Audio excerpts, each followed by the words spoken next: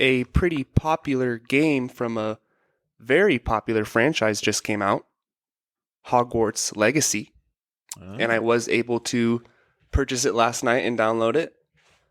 I played it for just a couple hours, but the story overall so far is really good. It got me hooked from the start, but the visuals and the attention to detail, like once you get inside the castle, is amazing.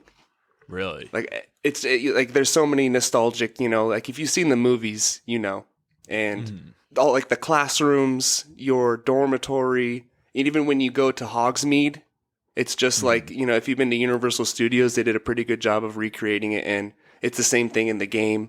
Like the wand store, I forgot the name, but it's it's a rhyme or something. It's a I forget what it is. Not Gringotts, that's the bank. Ollivander's wands. Well, that's where Harry gets his, at least, before school. Right. Ollivander, yeah. But of course, the thing I'm looking forward to is learning a couple of the unforgivable curses.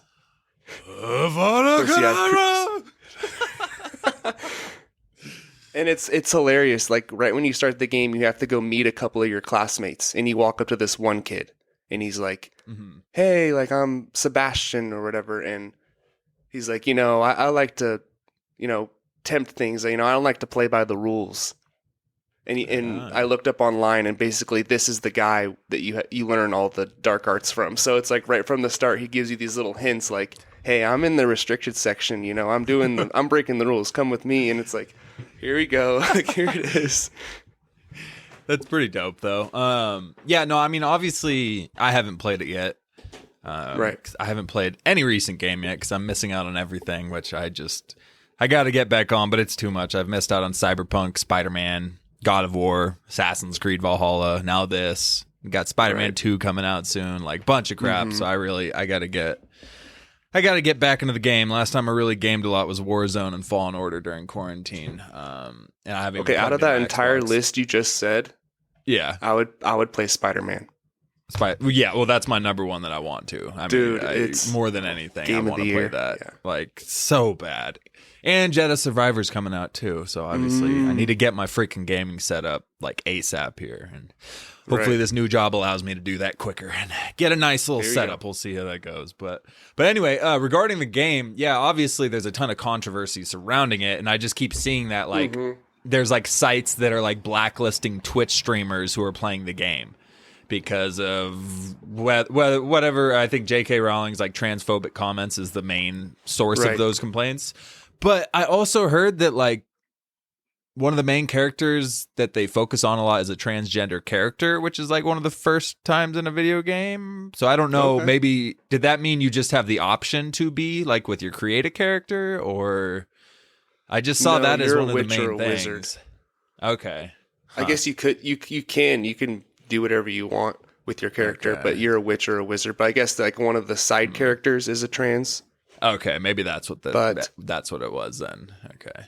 So yeah, I don't know. I get that people don't like J.K. Rowling. Like, man, I get she's ruffled a lot of feathers, which is understandable. But I mean, it's not like she designed the. There's tons of people who worked on this game. There's it's the Hogwarts world. Like, I don't think this game is effectively hurting, at least to my knowledge, hurting the community. So it seems like kind of one of those things where I would still play it. Like Star Wars is to me and Lord of the Rings is to you. Harry Potter is that franchise for a lot of people where it's very important to them. And my personal opinion is you shouldn't like abandon that franchise because of what I know it's the creator and you don't agree with what she said, but still like if it really means that much to you, like you can't just let it go. Right. And I know the Ringerverse hosts are split on that to where Mal is still supporting it and Joanna is against it. So interesting. Conflict. Yeah. Sorry. Oh. Caleb's cat is literally rubbing his face against Caleb's face as he's talking right now with the camera. I have to power through it. I saw his tail. You did great. I saw his tail earlier just right by your face the whole time you were talking, and then he's just physically rubbing his face on yours, and you're just carry on like a professional. That was quite impressive, but that's interesting. They're split on that. I don't know. And I mean, it's not, I don't know. The whole franchise, it's not like this is a blatantly anti-gay franchise. Like, they made Dumbledore gay in Fantastic Beasts. Like, I don't know. Yeah, if I'm being honest, if it were to come out that J.R.R. Tolkien said some very anti-gay things, which I'm sure he did considering the time he lived in, maybe it's probably a high possibility, I would still continue to read Lord of the Rings. Like, sorry.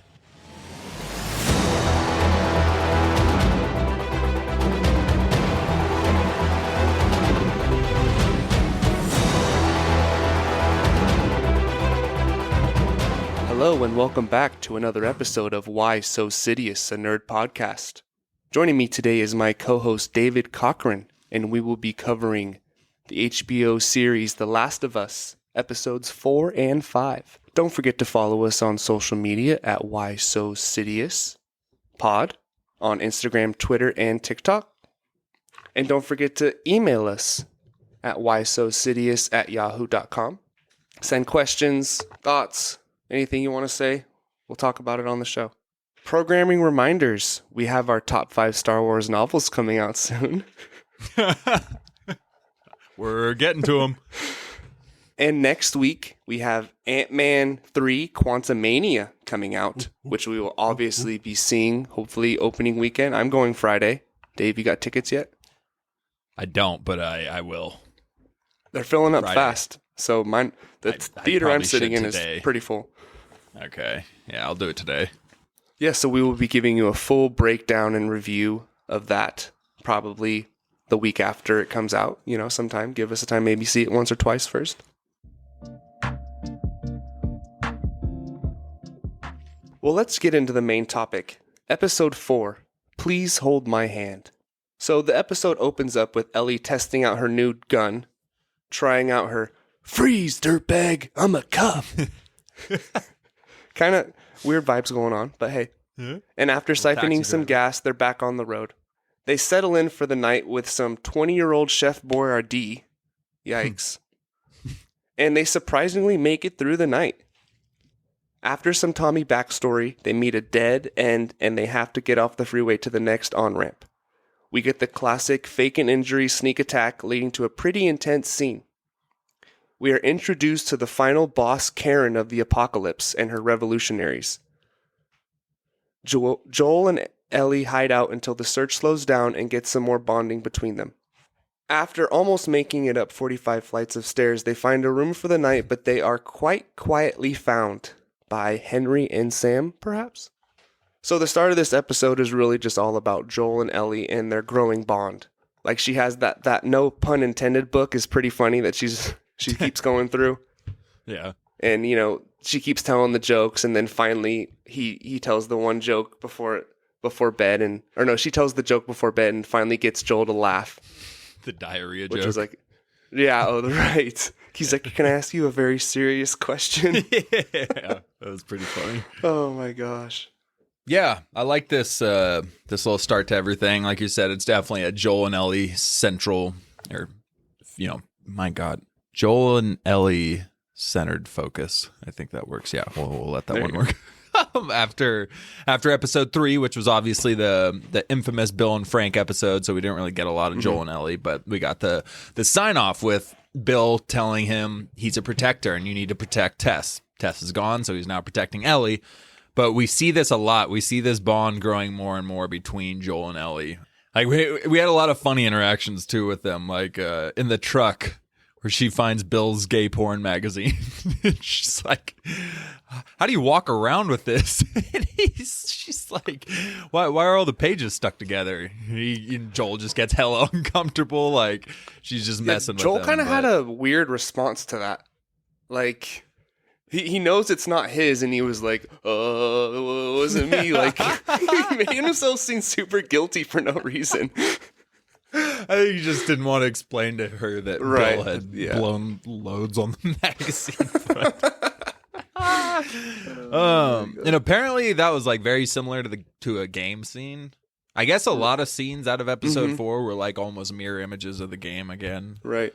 But yeah, no, I like the development between these two. Ellie definitely grew on me more again this episode, which I never really had a problem with her before. But we see that protective thing come out when they finally park. They drive into that forest and they won't have a fire because, they're too isolated for the infected, but they're worried about people. She's like, well, they're going to rob us or something. And he makes a comment like, they'll have a lot more in store for us than that. And it freaks her out. You can tell. Like, she goes quiet, and then later in the night, she asks him, like, are you sure, like, they aren't going to find us out here?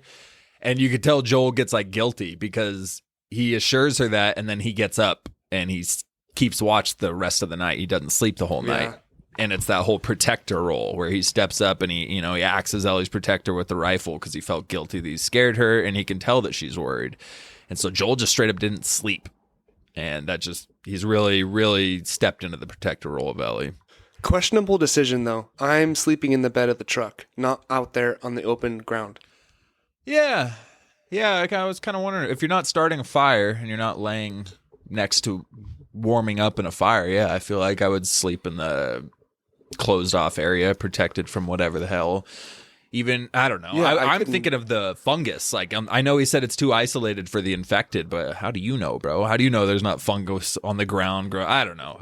Yeah. Interesting choice.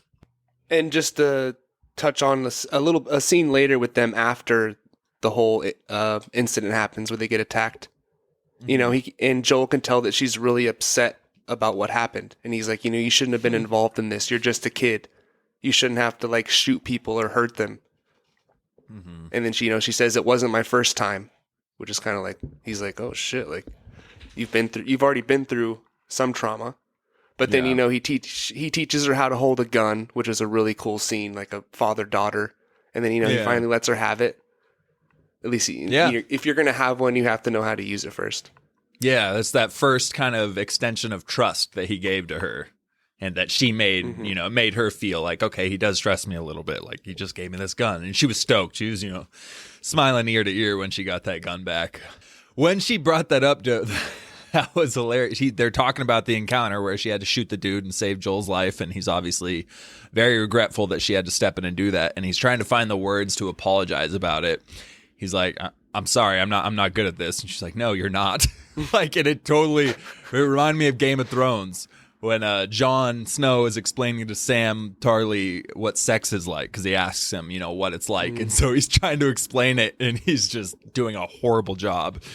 And Sam's just looking at him like, just totally lost. He's like, well, I'm not a bleeding poet. He's like, no, you're really not. Like, it's a hell of a funny encounter between the two. So it just totally reminded me of that. As Joel and Ellie are driving down the freeway, they come up to that dead end to where some crazy shit happened. The semi blocked the overpass and everyone was blocked off, and who knows what horrible things happened there 20 years ago. Right. So they have to get off and, basically drive up to the next on-ramp to get back on the freeway because it's completely clear right in front of it, which sucks. And there's the guy comes out pretending that he's hurt, and it's clearly a setup. Mm-hmm.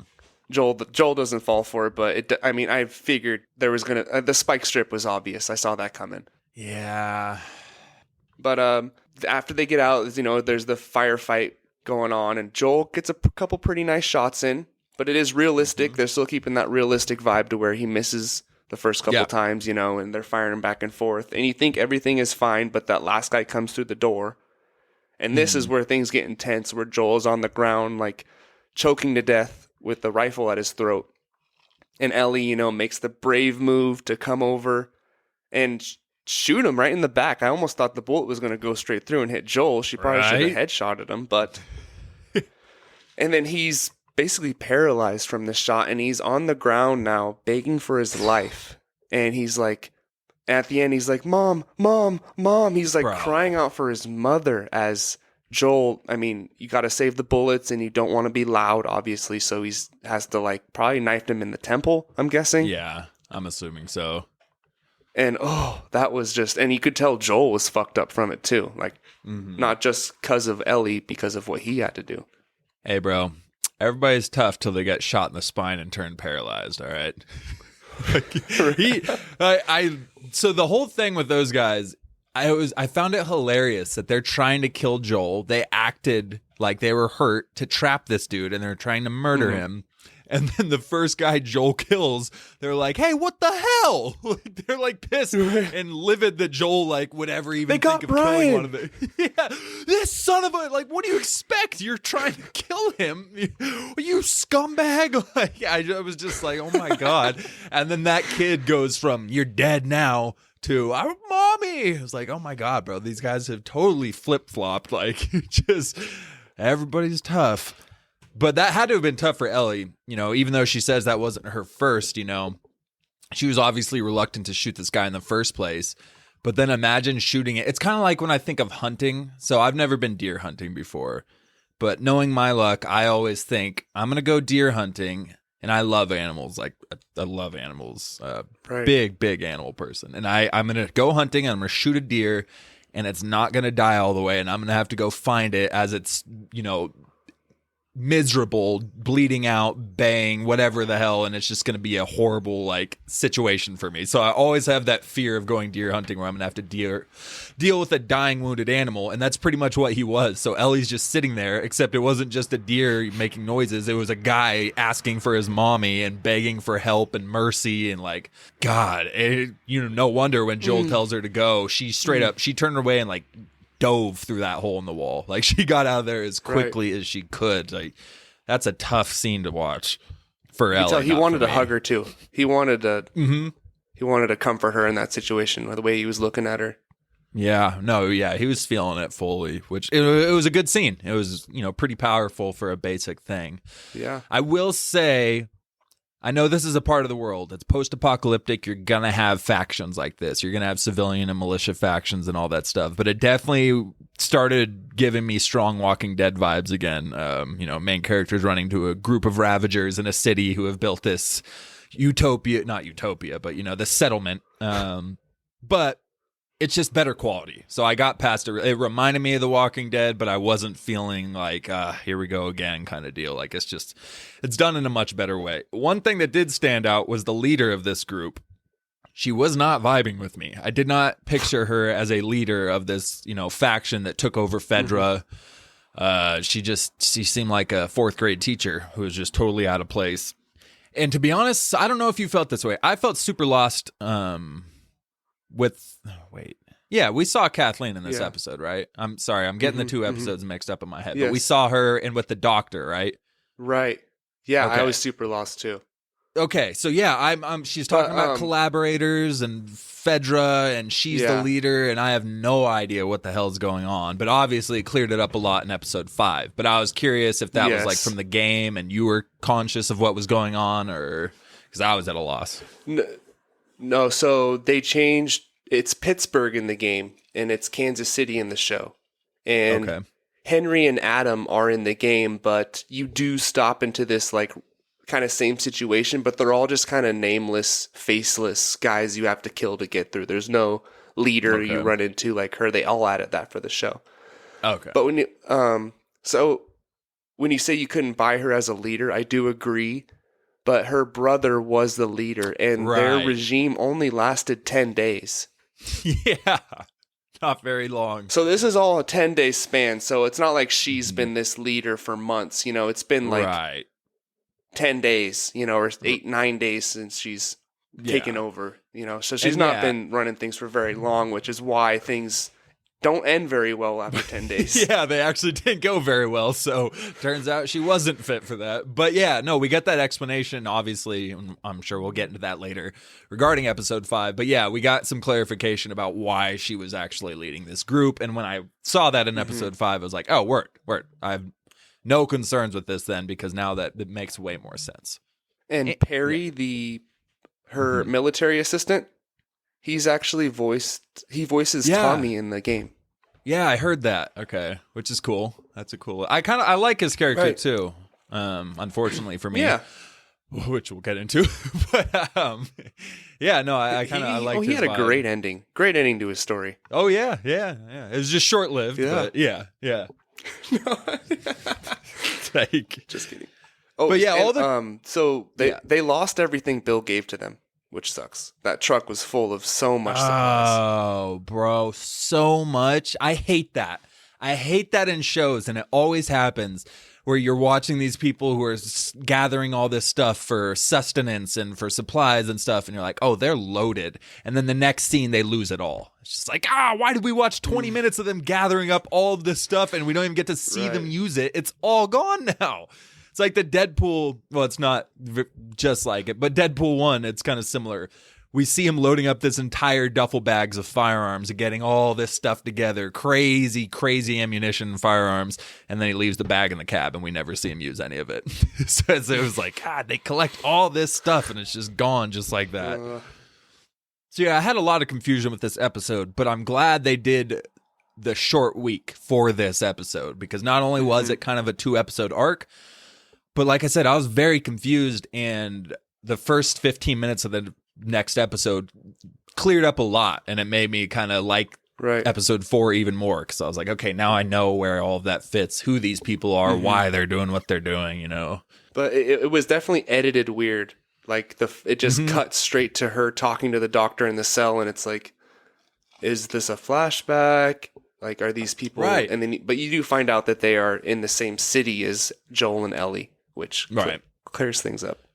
And she's talking about Henry and how her brother was killed and all this stuff. And it's like, who was her brother? Who is Henry?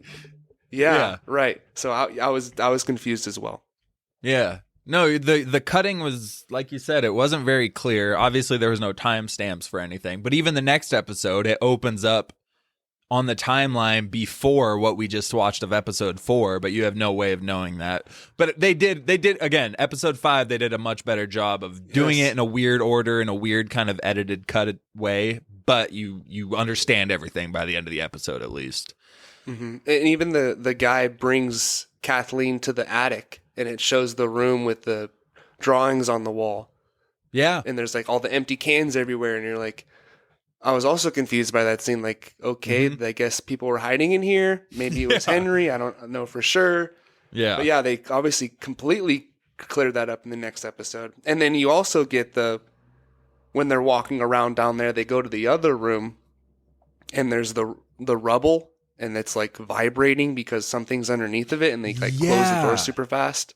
Yes. So that is where the zombies are hiding, which is where, it ties into episode 5 as well. Right. This really was episodes 4 and 5 are really just a 2-parter episode. I mean, it really was like you needed to see the next one to clarify what the hell was going on and everything. So I wanted to ask you real quick, is that a part of the game? The floor, the cement cracked and everything, and it looks like the ground is moving kind of deal? So in the game, I had to say I avoided all the hives because I did not want to mess with that stuff. So if I saw one, I would just run away and keep moving on because they're like, because you do it and you have to like be ready with like full supplies, Molotov cocktails, and then like you open it up and then go run away and then it's just like a wave after wave of zombie comes, and you have to go kill them all. So I was like, I've seen one of my friends do it, and it did not look very fun. So I think I'm just gonna move on to the next mission. Nope, I'm out of here. Okay, so I was just wondering. Yeah, there are hives like that, though. Yes. Okay, because I was like, I wonder if people who played the games like that meant something to them there. Because obviously, again, to me who didn't play it at all, coming in fresh, I was like, I don't know what the hell that means, but it doesn't look good. So Joel and Ellie make their escape. After we kind of talked about their discussion, the bonding ensued. And they're going to go to the tallest building to, basically plan their escape. And the 45 flights of stairs, which is kind of funny, like Joel cannot make it up all the way. Bro. But I love the score in that scene as they started to come up the stairs. I don't know if you noticed it or not. But I didn't actually, no. But it was, I don't know, I really enjoyed it. Okay.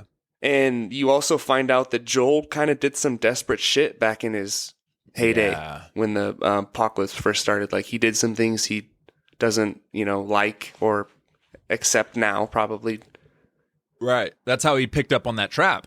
Because, I think that's what he said to Ellie. He's like, I've been on the other side of it. Like, I've done that. I've had to do stuff to survive. I've been that person. So you can pick it out when it's happening to you. And Yeah, it's like he knows it's not personal because again he's been there before, but he just accepts. Okay, we're in a situation we're in the situation. These people are trying to kill us.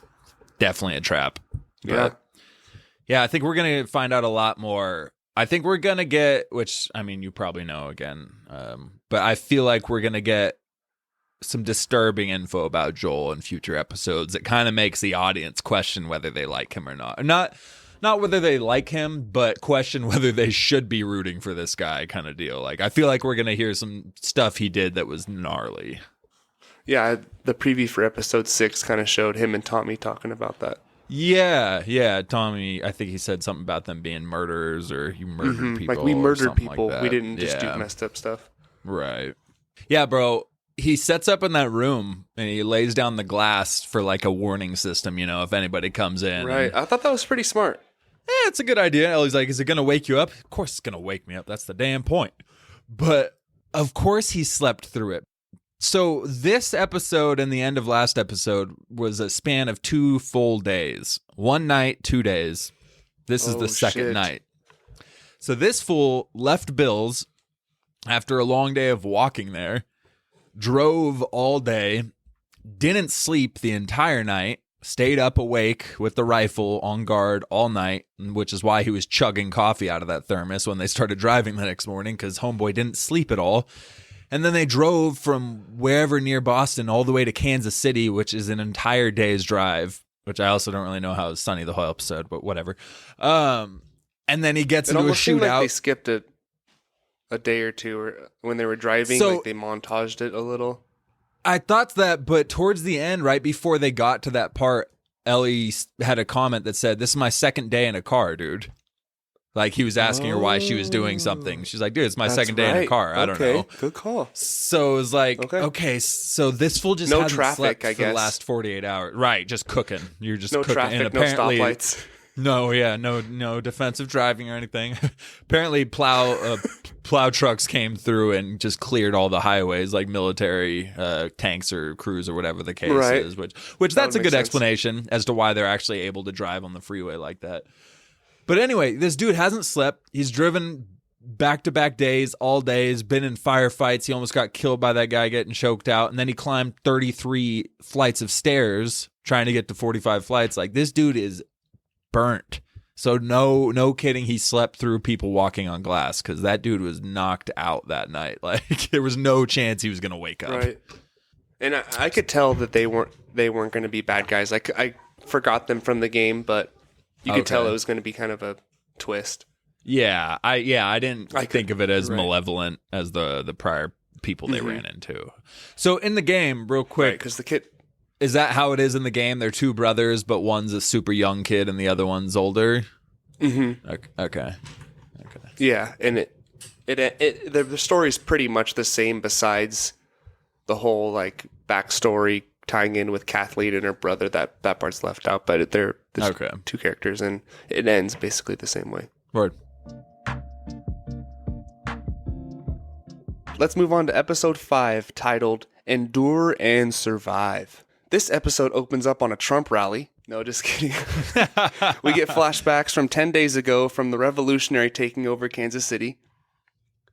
And we get more scenes showing why we love Kathleen so much and her, tender heart she has. Mm. And we find out Henry and Sam are hiding in the previously seen attic and that the doctor is indeed helping them. But we know that he doesn't come back. R.I.P. Ring the bells. Mm-hmm. And as Henry and Sam make their escape, we see Joel and Ellie have arrived. Cut to the end of last episode, and the 4 protagonists meet. After they agree not to kill each other, the escape plan is underway. They will escape through the completely clean and safe tunnels. And surprisingly, they are, until they reach the surface. Sniper, get down! And we find out that the sniper, some crazy old guy, is with Kathleen and the revolutionaries. And they all show up to kill Henry, but a sinkhole unleashes the underground zombie horde. Complete chaos ensues. They finally escape the mayhem and take refuge in a motel. Ellie finds out Sam's been bit, and the next morning he's turned. Just another brutal end to an episode and more trauma for Ellie and Joel to deal with. So yeah, like we kind of basically talked about in our episode 4 coverage. We find out a lot more about Henry and Sam. So the scene opens up with Kathleen saying, you betrayed your neighbors to FEDRA. And she, she's getting revenge. Like, you find basically more, she's twisted. Yeah. And she says, she just wants to kill them. Like, don't say anything. Crazy, like brutal, ruthless. Yeah. Tells them all they're going to have trials. You'll be guilty, but you'll serve some time, and then we'll move forward. Walks out. Are they going to have trial? What do you think? No. Just gets them all gunned down. Pretty savage. Definitely pretty savage, bro. But real quick, that intro scene, that was gnarly. Like, and again, I didn't really know what was going on there. People are getting slaughtered in the streets and people in what looked to be like SWAT uniforms. It was pretty hard to watch at a point because, again, there's no context to it. You don't know who is doing what to who. You just see one group of people absolutely slaughtering another group of people and lynching them and dragging them behind cars in the streets and like absolutely savagery. So it's a pretty brutal way to open up this episode. But then you find out later in the episode, the leader was like, FEDRA's been raping and murdering us for 20 years, and we finally fought back. And then it's like, oh, well, now that scene might be more entertaining to watch, knowing what's going on and they're getting revenge on FEDRA kind of deal. But yeah, that was a brutal way to open up an episode. And which is why this show is so great, because there's depth to everything. It's not just, these people got mad at FEDRA, so they took over and they're the leaders now. It's like, no, they were brutally tortured for 20 years and they had enough of their shit and they took over. And it seems like Kathleen's brother was a good guy. Like, as Henry's explaining, like, he's like, has there ever been someone in your life that's like that was just like basically perfect in every way? Yeah, and best man he knew. I guess, and he finds out, Sam had leukemia. And the FEDRA had the medicine to save him. So he had to make this sacrifice and kill someone he looked up to save his young brother. Yeah. Which, God, talk about complexity. There's a hell of a lot to get into there. A lot to unpack there with that. But I'll start with the whole Kathleen thing. So, as I said earlier, episode 4, I'm like, I'm not buying this. Doesn't feel like a leader. Doesn't feel like, she should be. And then we learn she wasn't the leader. She just took over from her brother who got killed.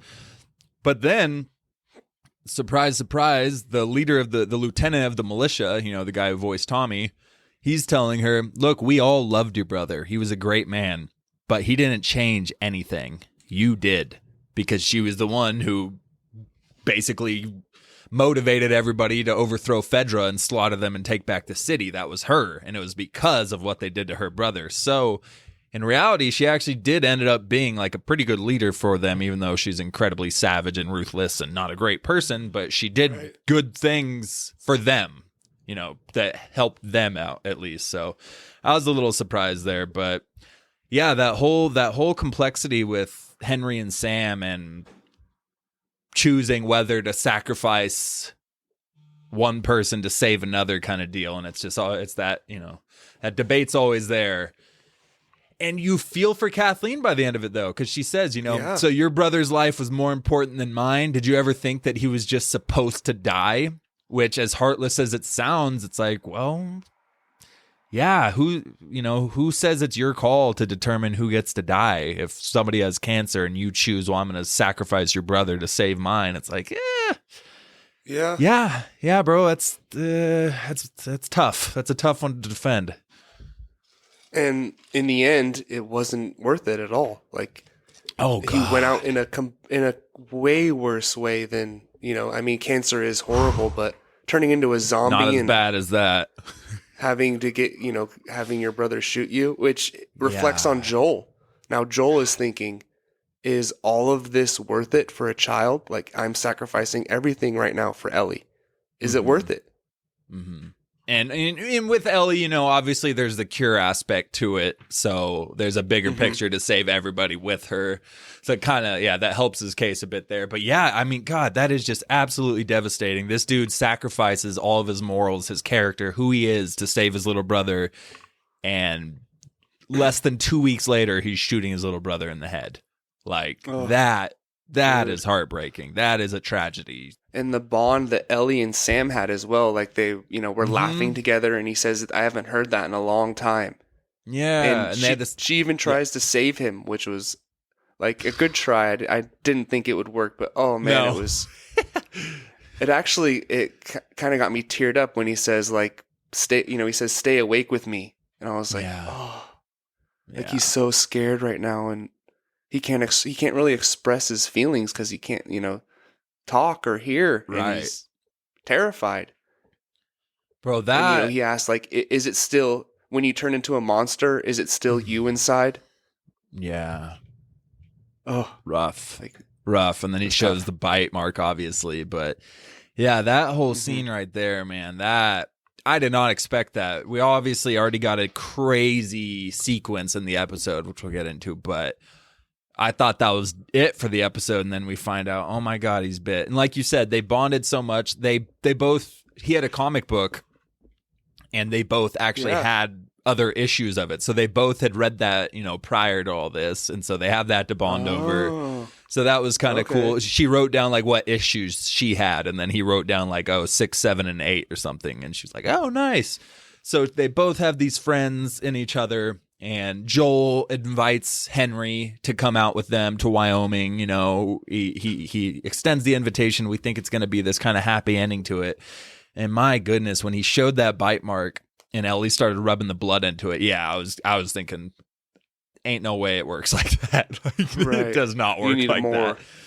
And I get you're like wanting Sam to feel safe and you're just going to try to stay up with him. But I was thinking, just please go tell Joel. Like, go tell them. Go tell them. I'm not going to sleep in a room with somebody I know just got bit by a zombie thing.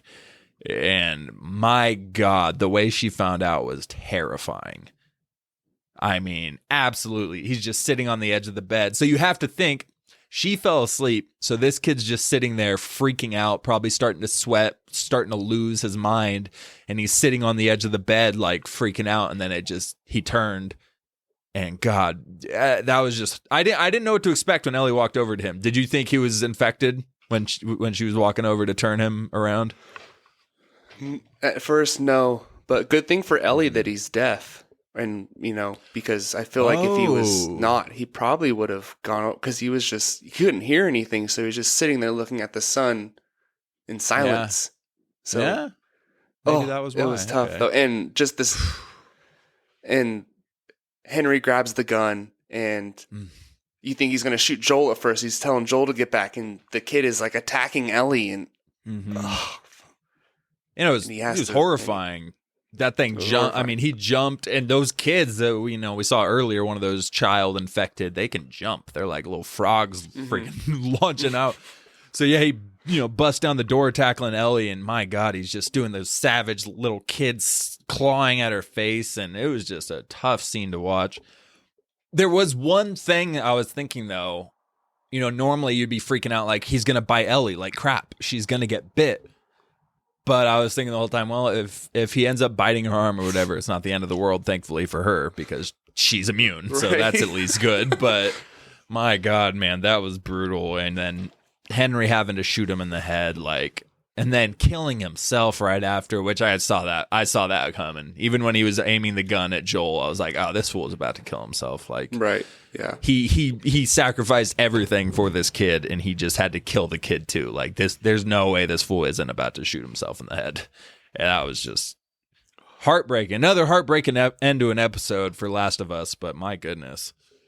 But a couple brighter scenes involving them. There was a couple funny ones where when they first meet, and he's like, "What? Will everything be okay?" And he's like, "Yeah." He's like, "I don't like that fucking tone, man." And Ellie's like, "He just has an asshole tone. Come on, Joel." It's just him. Yeah. Oh shit. He goes, "Sure, everything's great. Come on, man."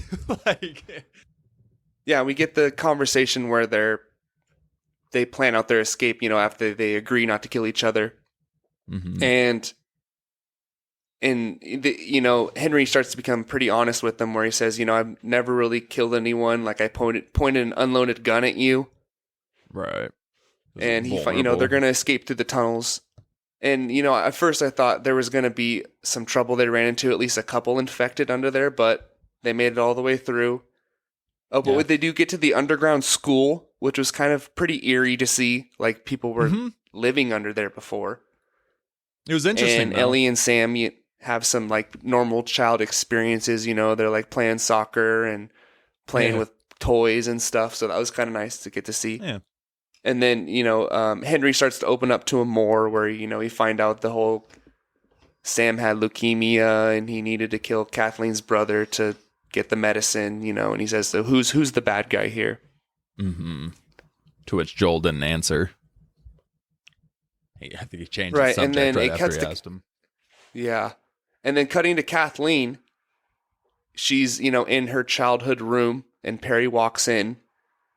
And, she's talking about her brother and how, he protected her and she really looked up to him.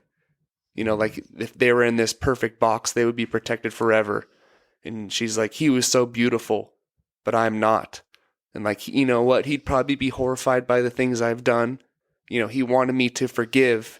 He would have told me to forgive Henry for the things he did. But look what happened to Michael for forgiving people. He's dead now. Yeah. So my, reign will continue on and I will find Henry and kill him no matter what. Right. Yeah, no, that scene alone kind of sold me more so on her too, as the character we were seeing her to be. That was a good performance, and it was like, okay, I buy it. I'm buying that for sure. Mm-hmm. And dude, so I don't know if you realize, but the old man at the start of this episode with Henry and Sam was the doctor she killed in the last episode when he was like kind of pleading to her and I forgot what she said essentially, but yeah, she went out to like save that kid and he was already dead and she just walked right back in and shot the doctor in the face. So that was kind of that whole timeline mix thing where it was kind of jumbled in episode 4. But one thing real quick about the school thing. So I thought that was really cool. We saw that settlement, we saw an example of people who went underground and kind of created a new life. So I thought that was a cool little aspect to it. But Joel continues the thing where he kind of gives it a sarcastic answer that's accusing the person who asked the question. So we had last episode where Ellie's like, is there anything bad in this room? He goes, just you. I think he said that joke like once or twice. But then this episode, she's like, oh, I wonder, where all the people are or what happened to them. She's asking sincerely. And he goes, yeah, maybe they didn't follow the rules and one of them got infected. It's just another Joel answer where he's like, yeah, maybe they were idiots and didn't listen to their leader, and then they ended up screwing it for everybody. It's like, God, Joel, give it a rest for a minute, bro. I don't know. Foreshadowing, too, for Sam. Yeah. Shit. Yeah. Shit. So they make it out of the tunnels, and immediately they're fired upon by the sniper. Joel says, stay here, I'm going to go handle some shit. We find out it's the crazy old guy, and he's tied with Kathleen over the walkie-talkie. You hear her, talking to him like, hold him there, we'll be there in a second. Yeah. And, the plow comes in as Joel's trying to yell, run, run, run. And we get some more realistic shooting from Joel where, he's missing, and the truck's getting closer and closer to Ellie and Henry and Sam, and he finally gets that shot and kills the driver, crashes over into the house, which obviously sets up how they escape again. Oh. So so the shootout's happening. Joel is, he's great in the clutch. Give you that. When Ellie has a zombie within 2 feet of her, he's taking that thing out, and that's just, dad instinct right there. I'll let that slide. Straight up. Right? But there's obviously too many of them, and they finally, get right in front of them hiding behind the car. And Henry tries to make a plea like, just take me and save the kids. And that's where you get the scene we talked about where, no, like, you really think a kid's worth it? Like, you think the world revolves around him? Right. This is what happens when you fuck with fate.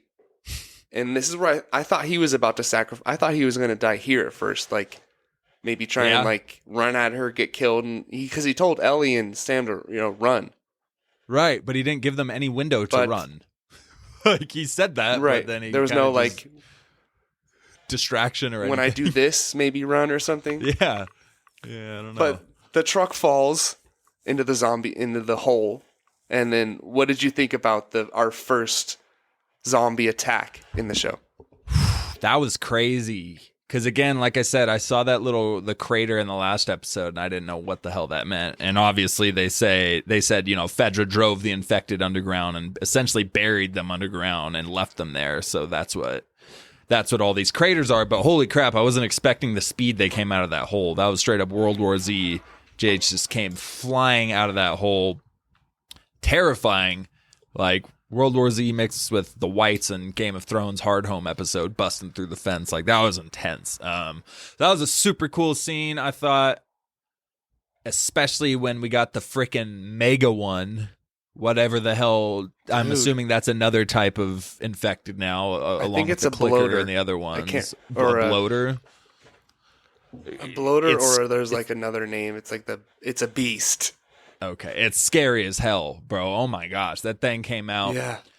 And at first, the perspective of it when it first came out of the hole made it look like it was like 15 feet tall. It only ended up being like probably 8 or 9 feet or something, but it was still obviously monstrous. Yeah. Just absolutely ripped homeboy's head off of Perry. Just ripped his head clean off, like. Horrifying, and obviously bullets did nothing to that thing, so I don't know how the hell they're going to proceed to kill those ones in the future. You need a grenade. You need something big. Yeah, you need explosions, firepower to the nth degree, because that thing is a tank. So I thought this seemed as awesome. Yeah, I think it was a great ending. Fire kills it. I remember from the game now. You need fire. Okay. There you go. That makes sense, because... And it's still alive. All those zombies are running around out there. Right. They're free reign now, so my God, get the hell out of that city. And all the people they killed too, probably, right? Right, they're all zombies now, and they wiped out. It looked like all of them. Did Kathleen get away? I don't remember how it ended for her. No, she confronts them after they start to run off to the side. She confronts them again with and then the zombie comes up and attacks her and kills her. Oh, the little kid! I thought someone was going to try and save her. Yeah, same. But yeah, the little kid that crawled through the window with Ellie and was trying to attack Ellie when Ellie was hiding in that car. That was the same little kid zombie that launched off that car and ate Kathleen. Yeah, that was when I was like, oh my God, those things got jumps. those things got bunnies, man. They're flying all over the place. The way it was like reverse somersaulting around the chairs. Oh, so creepy. Total Exorcist vibes. Right. Yeah. But yeah, no, I loved the scene. I thought that was great. I thought it was a solid first real big exposure event, and something like that with a swarm of them, other than the first episode of episode 1. But yeah, it was really good. So after Kathleen's death, obviously we pretty much touched on everything that happens after that, leading up to Henry and Sam's death, which was once again, another brutal ending to an episode, just like Tess in episode 2. And when Joel is, finishing off the graves, it was very sad to see, Ellie's message to him, just, I'm sorry. Mm-hmm. And she asks him, like, which way's west? And, he tells her, and, she just wants to find the cure now. Like, she tried very hard to save this person. She knows she has the ability to do it. Mm-hmm. And she's going to stop at nothing to find it now. Yeah, we kind of saw a development here with Ellie from last episode to the middle of this, where she was, evolving a lot. We kind of saw the end result of that in the very last scene with that there. She's kind of grown out of her child phase. Maybe teenager, maybe not fully adult yet, but yeah, that experience right there changed her and definitely grew her into a different character that we're going to see going forward. So I'm thinking we're going to get a lot less of the pun jokes and stuff like that with her. It's not going to be that kind of goofy, childish behavior going forward. So yeah, it was heartbreaking. It's tough for a child. Anyone. Yeah. Joel, he was messed up staring at the graves after that at the end of that, and Ellie was like, come on, let's go. Like, she's just trying to walk away from it, essentially, which, is a coping mechanism still. But yeah. Solid episode arc, though. Those 2 episodes. It was fun. Yes. So we have 4 episodes left. Okay. I think we will continue our bi-weekly coverage, so expect to get 2 more episodes on this season. We'll see how the finale goes. I can't remember how far into the game we are, but it seems like in episode 6 they make it to Wyoming, and it's wintertime. It's snowing. Yeah, so I don't know I if like they kinda that. Maybe skip ahead a little bit, or it's maybe just different part of the country, so it's different weather, obviously. But yeah, no. Next episode we got a quick glimpse at it, and obviously we see Tommy. So Joel finally meets up with his brother in Wyoming. Yeah, I like the style of it. It kind of felt like a Deadwood town, like westerns. You know, everybody's riding horses out in the little main street with the snow and everything.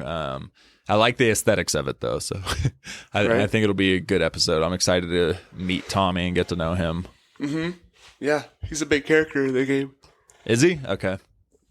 Oh, like one of the biggest side characters. You can't play as him. Oh, damn. Okay. But yeah. Nice. Tommy boy. All right, well, thank you for joining us on another episode of Why So Sidious, a nerd podcast. Stay tuned for our coverage of Ant-Man Quantumania. That should be our next big episode. Yeah, can't wait. And then, obviously, Last of Us. Great series so far. Can't wait to watch more. So thank you, and don't forget to follow us on social media. Send us a review on Apple and Spotify as well. Goodbye.